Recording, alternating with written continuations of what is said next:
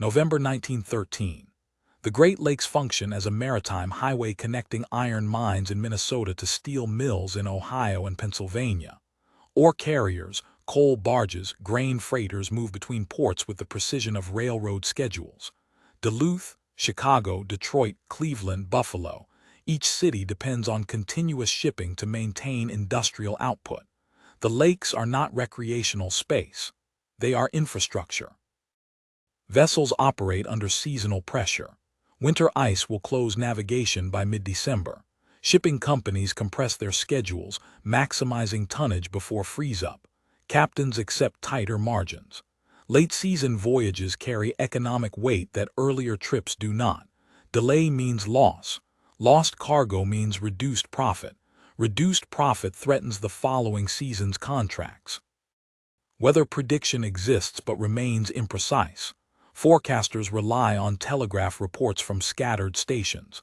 Data arrives slowly. Interpretation depends on experience more than measurement. Captains receive general warnings, wind, precipitation, but not storm system analysis. The distinction matters. Wind can be navigated. System-level weather cannot. November 7, 1913. Skies over Lake Superior remain clear. Surface conditions allow full speed. Ore carriers depart Duluth on schedule. Grain ships leave Port Huron bound for Georgian Bay. Coal transports cross Lake Erie toward Detroit. No unusual caution is exercised. The season is late but not abnormally so.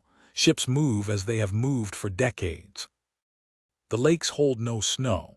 Water temperature hovers just above freezing. Air temperature fluctuates between 35 and 45 degrees Fahrenheit.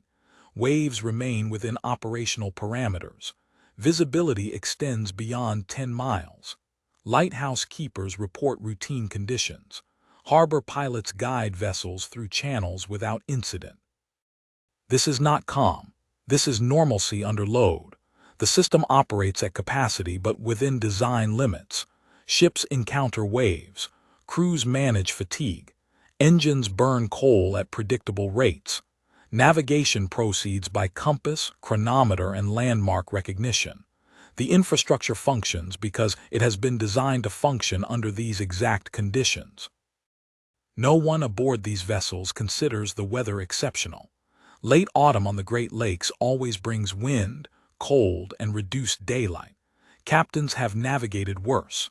Crews have worked through storms that delayed arrival by 12 or 18 hours. Shipping companies have absorbed those delays and continued operations. What happens next will not be worse weather. It will be weather that makes the existing system unworkable. The lakes are about to stop being navigable. Shipping on the Great Lakes follows a calendar determined by ice, not preference. The season begins in April when icebreakers clear channels. It ends in December when formation of shore ice makes docking impossible. Between those months, companies attempt to move as much cargo as possible. November represents the final push. Economic logic drives late-season navigation. Ore, coal, and grain contracts depend on delivery before winter closure. Steel production cannot pause while waiting for spring thaw. Power plants require coal stockpiles sufficient for months without replenishment. Grain elevators in Buffalo must receive harvests from western farms before snow blocks rail transport. The entire regional economy depends on this narrow window. Insurance companies price policies based on historical loss rates. Those rates remain low enough to justify continued shipping into November. Occasional storms cause delays, but total losses are rare.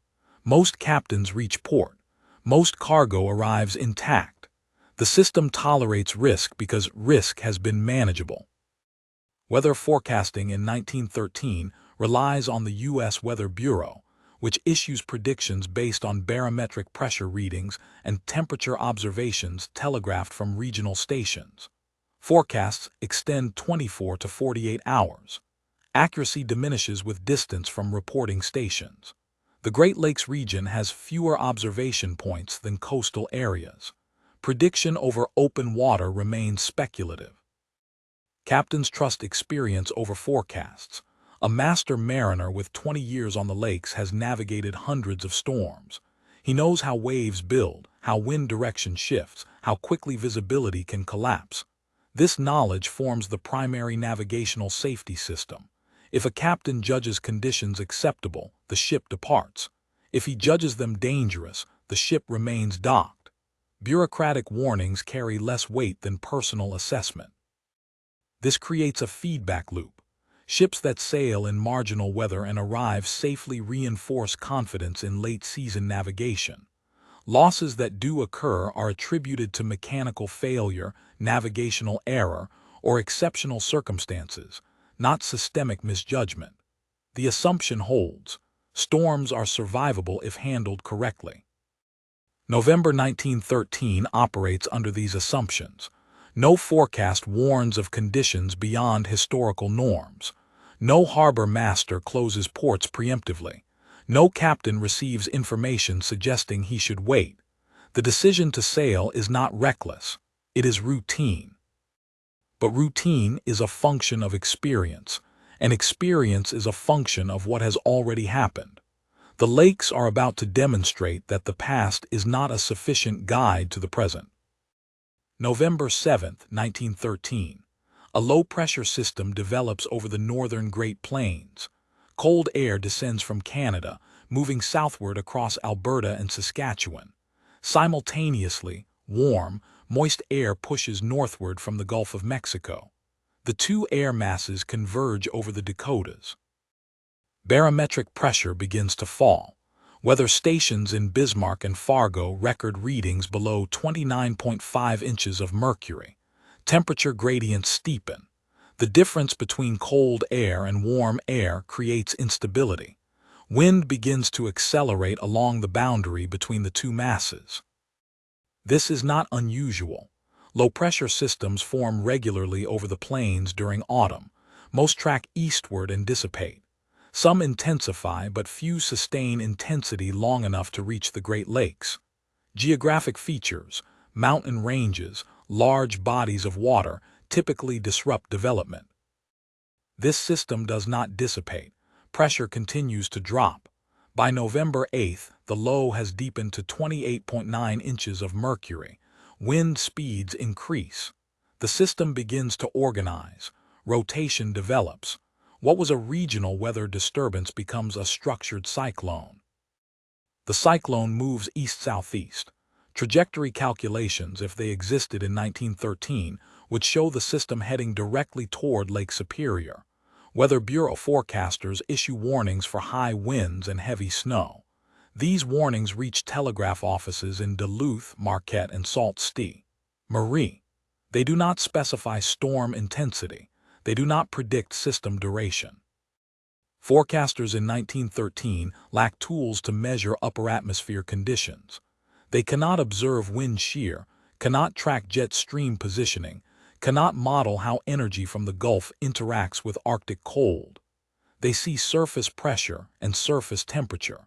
They infer movement from past observations. This system behaves in ways past observations have not prepared them to interpret. November 9th. The cyclone crosses into Minnesota. Pressure drops to 28.6 inches. Snow begins to fall across the Iron Range. Wind gusts exceed 40 miles per hour. Temperatures plummet. Within 6 hours, thermometers drop from 38 degrees to 19 degrees Fahrenheit. The system does not weaken as it approaches Lake Superior. It intensifies. Open water provides moisture. Temperature contrast provides energy. The lake, which usually moderates weather, now fuels it. Ships on Lake Superior receive no updated warnings. Communication infrastructure cannot relay information faster than the storm moves. By the time forecasters recognize the system's severity, vessels are already underway in deteriorating conditions. Meteorology, as a science, will later classify this event as an extratropical cyclone with characteristics resembling a nor'easter. Wind speeds will eventually exceed 70 miles per hour. Pressure will fall to 28.4 inches, low enough to generate hurricane-force conditions over inland water. But on November 9, 1913, this is still just weather. Snow and wind. Manageable, survivable routine. That assumption will not survive the next 72 hours. November 9th, mid-morning. Snow reaches the western shore of Lake Superior. Flakes fall vertically. Visibility drops to 3 miles, then 2. Captains on outbound vessels observe the snow but do not alter course. Reduced visibility is expected in November. Navigation continues by compass and dead reckoning. The ore carrier James C. Carruthers departs Duluth carrying iron ore bound for Lake Erie ports. Captain William H. Wright notes snow in the log but reports no concern. The vessel is rated for Great Lakes service, built to withstand autumn conditions. Crew operates at standard readiness. No emergency preparations are made. Across Lake Superior, the freighter Henry B. Smith leaves Marquette with a full load. Snow reduces visibility, but the captain proceeds. Port schedules depend on adherence to departure times. Delays accumulate. Ships waiting for berths create congestion. The system relies on continuous movement. Snow accumulation on deck begins within the first hour of departure. Crew members sweep snow from walkways and hatches. This is routine maintenance. Ships operating in cold weather always deal with snow. It becomes a problem only when it interferes with machinery or increases deck load beyond safe limits. Neither condition has been reached. Lake Huron experiences snow arrival 2 hours later. The passenger steamer Wexford crosses from Sarnia toward Georgian Bay. Passengers remain inside. Crew adjusts for reduced visibility but maintains speed. The vessel carries cargo in addition to passengers: flour, machinery, household goods. Delivery timelines are contractual obligations. Snow intensity increases gradually.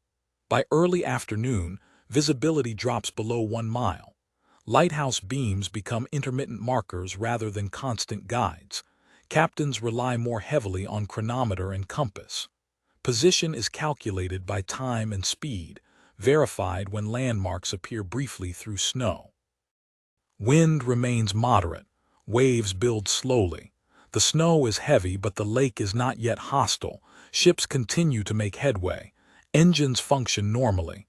Steering responds predictably. The primary challenge is navigation, not survival. Lake Erie sees snow by late afternoon. The freighter L.C. Waldo departs Lorain for Detroit. Snow reduces visibility, but the captain judges conditions acceptable. The crossing is short, 12 hours under normal circumstances. Fuel is sufficient. Crew is experienced. Across all 5 lakes, dozens of vessels operate in snowfall. This is not rare. November snow over the Great Lakes occurs most years. Captains have navigated through snow many times. The decision to proceed is based on accumulated experience. That experience says snow is manageable.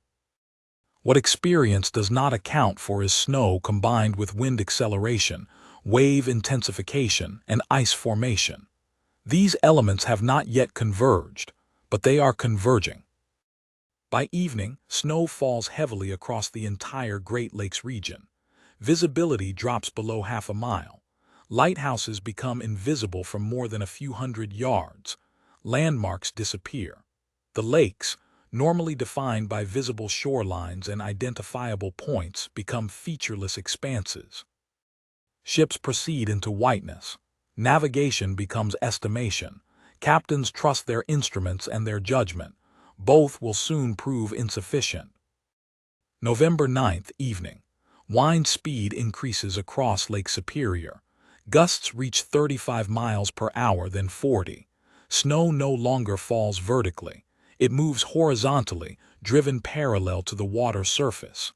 Visibility collapses from half a mile to 300 feet. The ore carrier Lafayette encounters waves building to 8 feet. The vessel, 420 feet long, handles these waves without difficulty. But the captain notes the rapidity of deterioration. Conditions have worsened faster than forecast.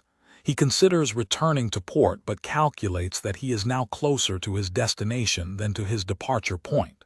He continues. Wind shifts direction. On Lake Superior, it swings from southwest to northwest. This forces waves to reorganize. Previous wave patterns built by wind from one direction collide with new waves driven from another. The result is chaotic water, no predictable rhythm, no consistent trough-to-crest interval. Ships cannot time their movement through waves. The freighter Argus radios distress. The message is brief: heavy seas, position uncertain. No further communication follows. The vessel is later determined to have sunk with all hands. Exact location and cause remain unknown. Ice and snow preserve no evidence. Wind speed continues to rise. By midnight, sustained winds exceed 50 miles per hour. Gusts reach 65. This transforms snow into a horizontal barrage. Ice crystals strike exposed surfaces with enough force to abrade paint. Crew members cannot remain on deck. Visibility drops to zero. Ships lose their reference points. Compasses provide direction but not position. Dead reckoning depends on knowing your starting location and maintaining accurate speed and course. Wind and waves make accurate speed impossible to maintain. Current, normally negligible on the lakes, becomes significant when combined with wind-driven surface water movement. Calculations drift from reality. Lake Huron experiences wind increase 2 hours after Lake Superior. The passenger steamer Wexford attempts to maintain course toward Georgian Bay. Wind drives waves to 12 feet. The vessel, smaller than ore carriers, begins to labor. Passengers are confined below deck. Crew secures cargo. By early morning, November 10th, wind speeds across all Great Lakes exceed 50 miles per hour. On Lake Huron, gusts reach 70. The storm has intensified beyond anything in recent memory. Captains who have navigated the lakes for 30 years report they have never encountered conditions this severe. Wind removes snow from the air and replaces it with spray. Waves break over bows, sending water 30 feet into the air. Wind catches that water and turns it into mist. The mist freezes instantly. Everything the mist touches, deck, rigging, railings, accumulates ice. Ships are now navigating blind in water that moves unpredictably under wind that applies force from multiple directions simultaneously. The geometry of navigation has collapsed. There is no forward, no position, no certainty. There is only wind, snow, and waves. The lakes have stopped being navigable. Ships continue moving because stopping is not an option, but movement is no longer controlled. It is endured. November 10th, early morning. Spray freezes on contact with metal. Every wave that breaks over the bow of the ore carrier Charles S. Price leaves behind a layer of ice. The ice is not uniform. It forms in ridges, sheets, and clusters. Weight accumulates. A ship's design accounts for cargo weight, fuel weight, water ballast, and crew. It does not account for tons of ice accumulating on superstructure.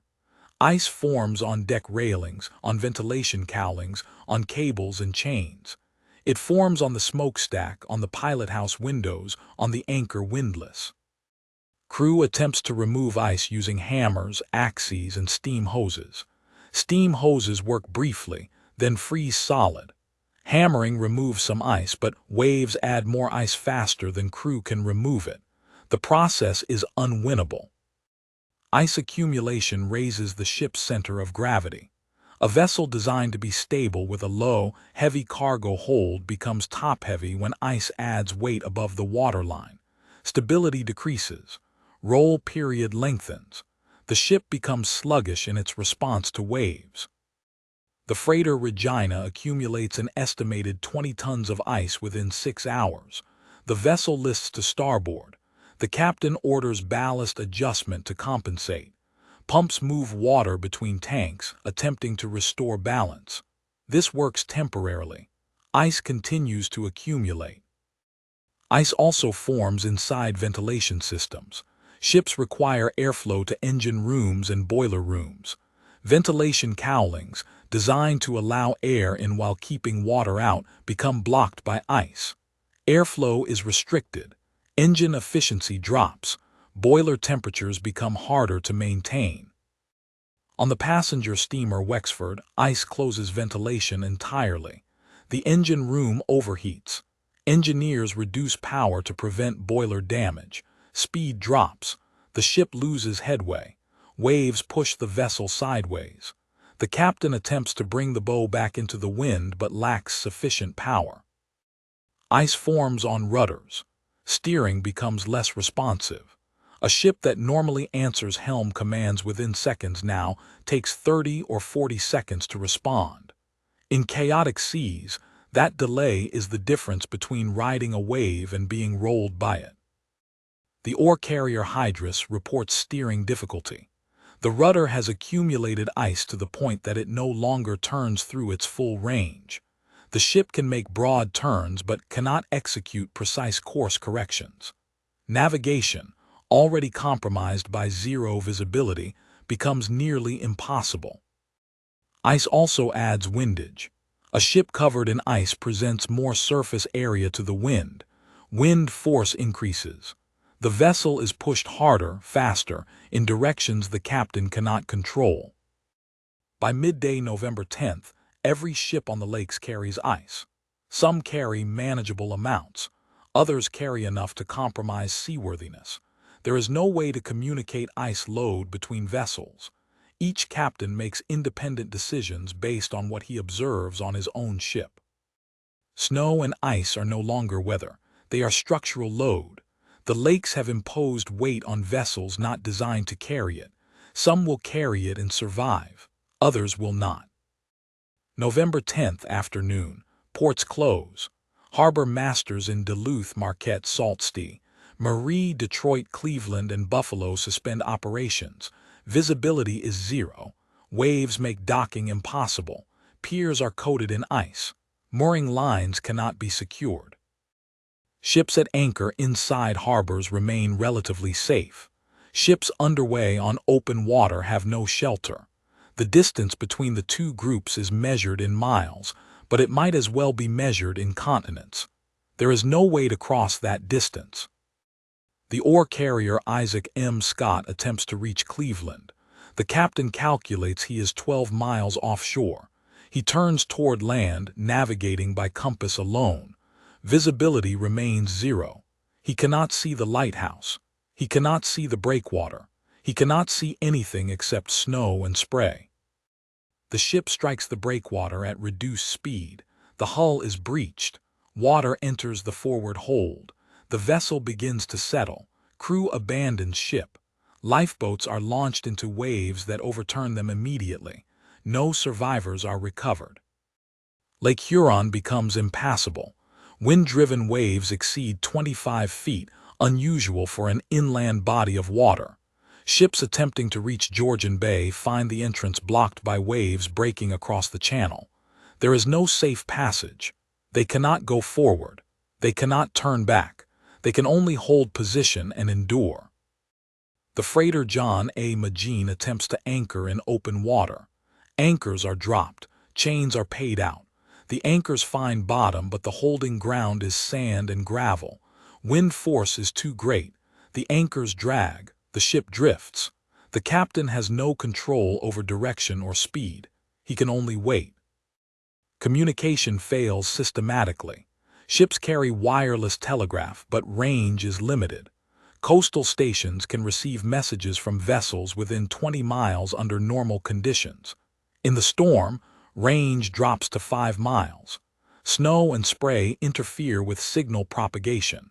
Messages become fragmented or unreadable. The passenger steamer Wexford transmits a distress call.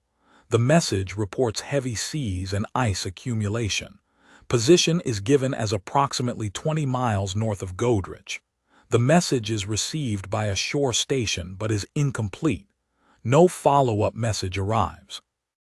Weather stations lose telegraph connections. Lines are down across Michigan, Ohio, and Ontario. Forecasters cannot communicate updates. Even if they could, updates would serve no purpose. Conditions are beyond prediction. The storm is no longer developing, it is fully developed. It will end when physical conditions allow it to end, not when forecasters say it will. Ships become isolated. Each vessel operates without knowledge of others. No one knows which ships are still afloat, which have foundered, which have reached port. The system that normally coordinates shipping, port schedules, telegraph communication, weather forecasts, has ceased to function. The lakes are now closed systems. Each ship is trapped within its own immediate environment. There is wind, snow, ice, and waves. There is no help, no guidance, no rescue. Survival depends entirely on the ship's construction, the crew's skill, and the captain's decisions. Those decisions are made blind. Every option, proceed, retreat, anchor, drift, carries risk. There is no safe choice. There is only the choice that seems least dangerous in the moment it must be made. The storm will decide which choices were correct, but that determination will come later, after the wind stops. November 10th, evening. Wireless telegraph stations along the lakes fall silent. Shore power lines collapse under ice load. Backup systems, where they exist, fail when fuel supplies freeze. Communication ceases not because ships stop transmitting, but because no one can receive. The ore carrier HM Hannah Jr. transmits distress signals at regular intervals. The messages report position drifting, engine failure, crew preparing to abandon ship. No shore station acknowledges receipt. The signals propagate outward into empty air. No response returns. Visual signals become impossible. Signal lamps cannot penetrate snow and spray. Flares burn briefly, then vanish. Sound signals, whistles, bells, foghorns, are drowned by wind. A ship in distress half a mile away might as well be half an ocean away. Ships lose knowledge of their own positions. Dead reckoning requires knowing your last verified position, then calculating subsequent position based on course and speed. But course and speed are no longer reliable. Wind pushes vessels off course. Waves slow forward progress. Current, normally negligible, now affects movement unpredictably. The freighter William Nottingham estimates its position as 15 miles east of Thunder Bay. The estimate is based on time elapsed since departure and average speed. The captain does not know that current and wind have pushed the vessel 30 degrees off course. The actual position is 22 miles northeast of the estimated position. This error compounds. Each subsequent calculation uses the previous position as baseline. An error of 7 miles becomes an error of 15 miles, then 30. Within 12 hours, the ship's calculated position and actual position differ by 40 miles. The captain believes he is approaching Whitefish Point. He is actually approaching Caribou Island. Coastal infrastructure stops providing guidance. Lighthouses remain lit, but their beams do not penetrate snow. A lighthouse designed to be visible from 20 miles can barely be seen from 200 yards. Ships pass within a mile of shore without seeing land. Harbor entrances become invisible. The breakwater at Cleveland extends 3/4 of a mile into Lake Erie. Ships have entered Cleveland Harbor hundreds of times using the lighthouse at the breakwater's end as reference. In the storm, the lighthouse cannot be seen until the ship is dangerously close. Several vessels strike the breakwater before seeing it. Navigation markers, buoys, range lights, channel markers, disappear under snow and ice.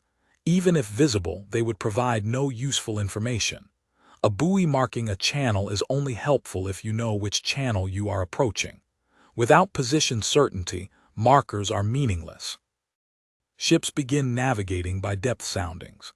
Lead lines are dropped to measure water depth. Depth provides crude position information. Deep water means open lake. Shallow water means proximity to shore or shoals. But depth soundings require stopping or slowing the ship. In high seas, that is dangerous. The ore carrier Isaac M. Scott attempts depth soundings. The lead line is deployed, but waves make it impossible to determine when the weight touches bottom. False readings accumulate. The captain believes he is in 200 feet of water. Actual depth is 60 feet. The ship runs aground at full speed. Communication failure means no coordination. Ships cannot warn each other. Ports cannot direct inbound vessels to alternate harbors. Weather stations cannot relay updated forecasts. Each vessel operates in absolute isolation. This isolation is psychological as well as practical. Crew members know other ships are nearby. They know dozens of vessels departed on the same schedules, but they cannot see those ships, cannot hear them, cannot confirm their existence. The lake has become empty except for wind, snow, and waves. By November 11th, the communication network that connects Great Lakes shipping has been entirely severed. There is no information moving between ship and shore, between ship and ship, between shore station and shore station. The system depends on information flow. Without it, the system stops functioning. Ships continue to move, but they move without knowledge, without coordination, without support. They are no longer part of a transportation network. They are isolated structures surrounded by hostile water. November 11th. Waves strike the Duluth breakwater at 30-foot heights. The breakwater, constructed from limestone blocks and concrete, is designed to absorb wave energy. But these waves carry more energy than design specifications anticipated. Stone blocks shift. Mortar joints crack. The lighthouse at the end of the breakwater experiences sustained wave impacts. Water strikes the tower 50 feet above the waterline.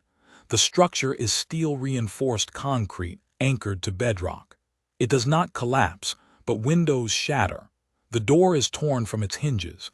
The interior floods. Lighthouse keepers retreat to the upper platform. They remain there for 18 hours. No rescue is possible. Boats cannot launch in these conditions. The keepers wait. Piers across the Great Lakes sustain damage. Wooden piers splinter under wave impact. Metal piers bend. Concrete piers crack. Pilings, driven deep into lake bottom sediment, are pulled free by wave suction. Structures that have stood for decades fail in hours. The coal loading pier in Cleveland collapses. The pier extends 400 feet into Lake Erie. It is supported by steel pilings driven 30 feet into bedrock. Waves undermine the pilings. Structural supports corrode under decades of use. The combination of old damage and new stress causes failure. The pier drops into the lake, taking coal handling equipment with it. Railroad tracks along the lakefront are buried under snow and ice. Switching mechanisms freeze. Signal systems fail. Trains cannot move. Coal shipments intended for power plants stop. Ore shipments intended for steel mills stop. The entire ground transportation network that depends on lake shipping is paralyzed. Power lines collapse under ice load. Insulators designed to shed water cannot shed ice. Ice accumulates until weight exceeds insulator strength. Insulators fracture. Lines fall. Electrical supply to port facilities is lost. Cranes stop. Pumps stop. Lighting systems stop. Grain elevators in Buffalo lose power. Grain cannot be moved from storage to ships. Ships cannot be loaded. Contracts cannot be fulfilled. The economic infrastructure dependent on continuous grain movement is disrupted. Coastal erosion accelerates. Waves remove sand and soil from shorelines. Bluffs collapse. Structures built near water, warehouses, docks, private homes, are undermined. Some collapse immediately. Others are left structurally compromised, unsafe for occupation. Telephone lines fail systematically. Ice accumulates on wires until weight causes breaks. Poles split. Service is lost across the entire Great Lakes region. Cities cannot communicate with their own suburbs. Ports cannot communicate with shipping companies. Emergency services cannot coordinate. The storm does not distinguish between maritime infrastructure and shore infrastructure. Everything near water is exposed to wind, ice, and waves. Lighthouses, piers, breakwaters, docks, warehouses, rail lines, power lines, telephone lines. All are subjected to forces beyond their design limits. Shore communities lose access to basic services. Without power, water pumps stop. Without water pressure, fire protection is compromised. Fires break out, heating equipment failures, electrical shorts. Fire departments respond but cannot access hydrants. Buildings burn uncontrolled. By November 12th, the physical infrastructure connecting the Great Lakes region is severely damaged. Transportation is halted. Communication is severed. Power is unavailable in many areas. The storm has not only disrupted shipping, it has disrupted the entire support system that makes modern industrial society function. The lakes will calm, the wind will stop, but the infrastructure damage will persist. Repair will take months. Some losses will be permanent. The storm has demonstrated that the systems humans built to control the environment are fragile when the environment refuses to be controlled. November 12th afternoon, wind speed decreases. Gusts that reached 70 miles per hour drop to 50, then 30. Snow continues but falls vertically again. Waves, deprived of wind energy, begin to subside. The storm does not end suddenly. It withdraws gradually, releasing its grip on the lakes over 6 hours. Visibility improves from 0 to half a mile, then 2 miles. The horizon reappears. Water, which had been white with spray and foam, returns to gray. Temperature drops sharply as wind decreases. Without wind chill, the air itself is colder. Thermometers register 12 degrees Fahrenheit. Ice forms rapidly on calm water. Shore ice extends 20 feet from land. Surface ice begins to develop on protected bays. Ships that survive the storm find themselves surrounded by silence. For 3 days, wind has been constant, a sustained roar punctuated by higher-pitched gusts. Now there is no wind. The absence is disorienting. The ore carrier HM Hannah Jr., damaged but afloat, drifts without power. The engine room is flooded. Boilers are cold. The ship is a drifting hulk. Crew attempts to jury-rig sails from canvas tarps. The effort is partially successful. The ship gains minimal steerage. It is enough to avoid running aground. Other vessels restart engines. Fuel supplies, depleted by days of heavy running, are low. Captains calculate range to nearest port. Some ships have sufficient fuel. Others do not. Those without fuel drift and wait for tow assistance. Towing will not arrive quickly. Tugboats are docked. Their crews have not attempted to leave harbor during the storm. Now they must assess damage to their own vessels before attempting rescue operations. Boilers must be fired. Engines must be tested. Hulls must be inspected. Coast Guard vessels begin to deploy. Their mission is search and rescue. They look for survivors, lifeboats, wreckage. They find debris, wooden hatch covers, life rings, pieces of deckhouse. They find bodies. They find ships overturned, lying on their sides, masts visible above water. The passenger steamer Wexford is discovered capsized 3 miles north of Godrich. The hull is intact. No survivors are found. Bodies are recovered over the following days. Exact cause of capsizing is never determined. Ice load, cargo shift, and wave action are all contributing factors. Snow stops on November 13th. Skies clear. Sunlight reveals the extent of damage. Shorelines are altered. Piers are destroyed. Ships are missing. The scale of loss begins to become apparent. Harbor entrances are surveyed. Breakwaters are damaged but passable. Channels are checked for wreckage. Sunken vessels create navigation hazards. Buoys are repositioned to mark new obstructions. Ships begin returning to port. The ore carrier William Nottingham reaches Duluth with ice still coating its superstructure. The vessel has been underway for 4 days. Crew is exhausted. Fuel bunkers are nearly empty. The ship is operational but requires extensive repair. Communication is restored incrementally. Telegraph lines are repaired. Power is returned to coastal stations. Messages begin to move between ports. Shipping companies inquire about their vessels. Some inquiries receive answers, others do not. By November 14th, the storm is over. Wind speed remains below 15 miles per hour. Waves are under 5 feet. Visibility extends beyond 10 miles. The lakes are navigable again, but navigability is theoretical. Many ships are damaged. Many are missing. Ports are not yet operational.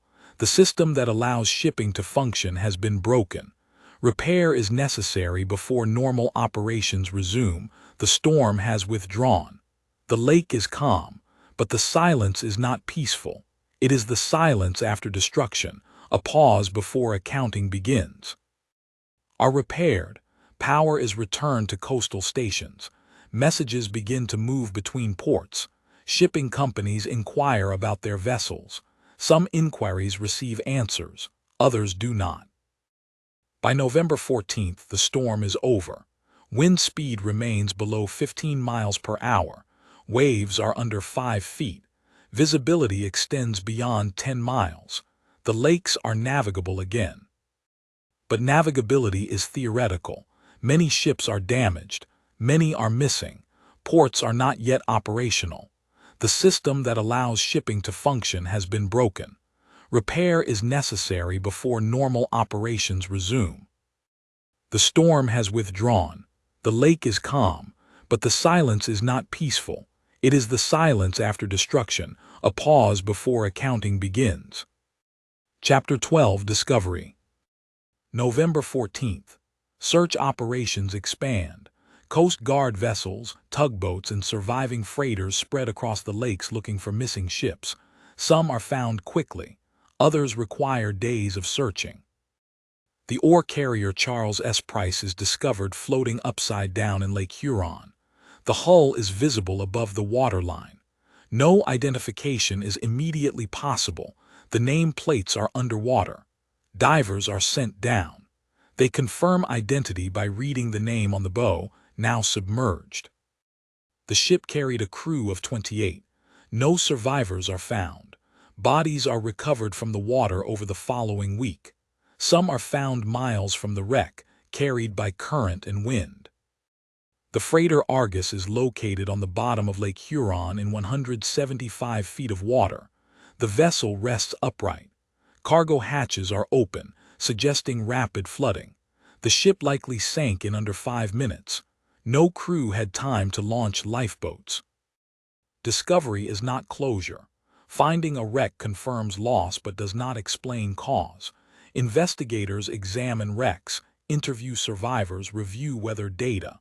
They attempt to reconstruct events, but much remains speculative. Some ships are never found. They departed port and vanished. No wreckage is located. No bodies are recovered. The lake provides no answers. These vessels are listed as lost with all hands, cause unknown. The final count takes weeks to complete. Ships must be confirmed as lost or accounted for. Crew lists must be verified. Bodies must be identified. The process is systematic but slow. 12 ships are confirmed lost. Others are damaged beyond economic repair and will be scrapped. Estimated crew deaths exceed 250. Exact numbers are difficult to establish. Crew manifests are incomplete. Some workers are transients without documented employment. Shore infrastructure damage is assessed. Breakwaters, piers, lighthouses, and coastal facilities are surveyed. Repair costs are calculated. Some structures are rebuilt. Others are abandoned. The storm has permanently altered the physical infrastructure of the lakes. Economic impact extends beyond direct losses. Shipping delays create cascading failures. Steel mills lack ore. Power plants lack coal. Grain elevators cannot fulfill contracts. The entire regional economy experiences disruption. Insurance companies review claims. Losses are massive. Some companies pay claims promptly. Others dispute coverage. Legal battles over liability persist for years. Public response is muted. The storm occurred during a period of industrial expansion. Shipping losses are understood as operational risks. There is no widespread outcry for safety reform.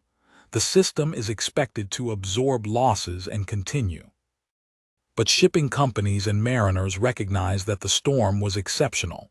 Wind speeds, wave heights, duration, and geographic extent exceeded historical records. The storm was not a predictable risk. It was an outlier event. This recognition leads to questions. Was the storm a singular anomaly? Or is it an example of conditions that can occur but have not occurred recently enough to be remembered? If such conditions can occur once, can they occur again? These questions will shape future decisions about navigation, ship design, and weather forecasting. But in November 1913, they are speculative. The immediate task is recovery, salvaging wrecks, repairing infrastructure, accounting for the dead. Discovery is documentation. The storm's impact is measured in tons of steel lost, miles of rail line damaged, bodies recovered. The numbers accumulate. They form a record, but they do not capture experience.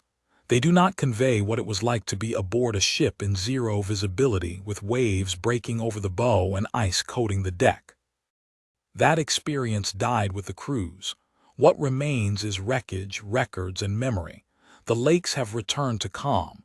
The dead have been counted. The system begins to rebuild. December 1913. Shipping companies convene in Detroit to review storm losses and operational procedures. The meeting is not regulatory. The federal government does not mandate attendance. Companies participate because economic self-interest requires understanding what failed and why. Weather forecasting is identified as inadequate. The U.S. Weather Bureau provided warnings, but warnings lacked specificity. Forecasts indicated heavy snow and wind. They did not indicate hurricane-force conditions over inland water. Mariners need better information. The Weather Bureau responds by expanding observation stations around the Great Lakes. Additional barometers, thermometers, and anemometers are installed. Telegraph lines are upgraded. Forecast frequency increases from twice daily to 4 times daily during navigation season. But forecasting has fundamental limitations. Even with more data, predicting severe storms remains imprecise. Meteorology in 1913 lacks understanding of upper atmosphere dynamics. Forecasters cannot model storm intensification. They can observe conditions but cannot reliably predict rapid changes. Ship design is reviewed. The ore carriers lost in the storm were not defectively designed. They met contemporary standards, but those standards were based on historical storm conditions, not the conditions that occurred in November 1913. Designers propose modifications: reinforced hull plating, improved watertight subdivision, enhanced stability margins. These changes add weight and cost. Shipping companies must balance safety against economic efficiency. Some modifications are adopted, others are rejected as too expensive. Navigation practices change. Captains become more cautious about late-season sailing. The norm of continuing operations into December is reconsidered. Some companies establish November 30th as the end of the season. Others continue to sail into December but require explicit approval from company management. Communication systems are improved. More ships are equipped with wireless telegraph. Coastal stations increase transmission power. Range improves from 20 miles to 50. This allows ships to maintain contact with shore longer. But communication does not prevent storms. It only allows distress to be reported. In severe conditions, communication does not enable rescue. Ships that radio for help still sink before help arrives. Regulatory change is minimal. The federal government does not impose new shipping rules. No laws are passed. No agencies are created. The industry is expected to self-regulate. This approach reflects contemporary attitudes toward industrial risk. Accidents are understood as inevitable. Regulations are viewed as impediments to commerce. Companies are expected to manage their own safety procedures. But economic incentives work against safety. Shipping is competitive. Companies that invest heavily in safety measures increase costs. Higher costs reduce competitiveness. Market pressure favors efficiency over caution. The result is incremental change. Some practices improve, others remain unchanged. The shipping industry in 1914 is marginally safer than in 1913, but the fundamental risk profile, late-season sailing and unpredictable weather, persists. Memory of the storm fades quickly. By 1915, new captains are working the lakes, captains who did not experience the 1913 storm. Their knowledge is second-hand. They read reports, hear stories, but they have not felt 70-mile-per-hour wind or watched ice accumulate on deck. Experience-based caution fades with the generation that experienced the event. Younger mariners, confident in their skills and their ships, take risks that older mariners avoid. The cycle repeats. Shipping in 1920 resembles shipping in 1912 more than it resembles shipping in November 1913. The storm is remembered as exceptional, a once-in-a-century event. Planning is based on normal conditions, not exceptional ones. This is rational from an economic standpoint. Designing systems for the worst possible conditions is prohibitively expensive. Systems are designed for typical conditions with margins for variation. The 1913 storm exceeded those margins.